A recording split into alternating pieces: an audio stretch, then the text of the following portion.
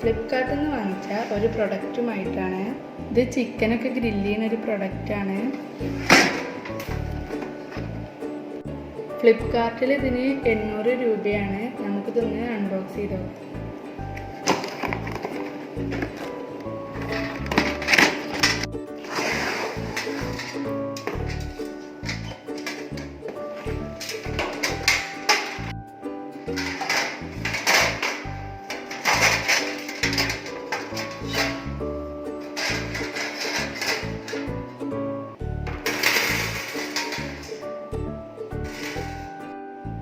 ഇതിലാണ് നമ്മൾ ചാർക്കോൾ വെക്കുന്നത്.